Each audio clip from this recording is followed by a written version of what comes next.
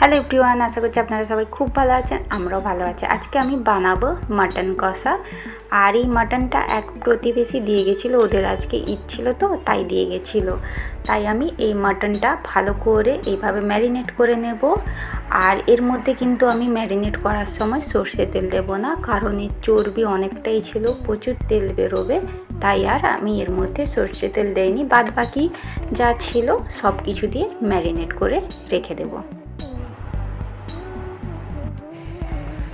এবারে কড়ার মধ্যে তেল দিয়ে দিলাম, আর এখানে 4 পিস আলু দিয়ে দিলাম। ছোট সাইজ ছিল, গোটা এইভাবে রেখে ভেজে তুলে নিচ্ছি।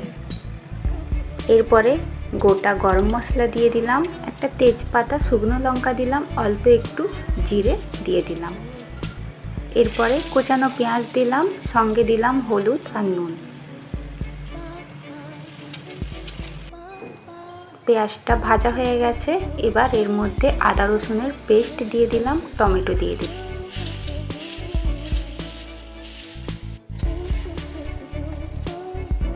এরপর ম্যারিনেট করে রাখা মাটনটা দিয়ে দিচ্ছি। চাপা দিয়ে দিয়ে মাটনটাকে ভালো করে কষিয়ে নিতে হবে। অল্প একটু ধনে গুঁড়ো, জিরে গুঁড়ো দিয়ে দিলাম। তো মাটনটা ভালোভাবে কষানো হয়ে গেছে।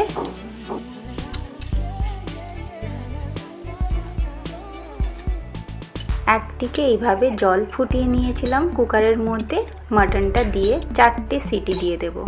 এবার ভাজা আলুগুলো দিয়ে আরও 2টো সিটি দিয়ে দেব।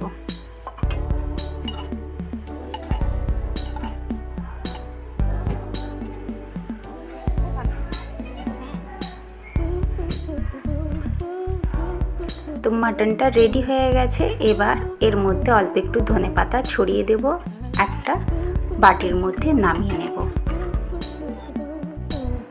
এই মাটন মাংসটা দেখতে যতটা সুন্দর হয়েছিল, খেতে কিন্তু ততটাই সুন্দর হয়েছিল।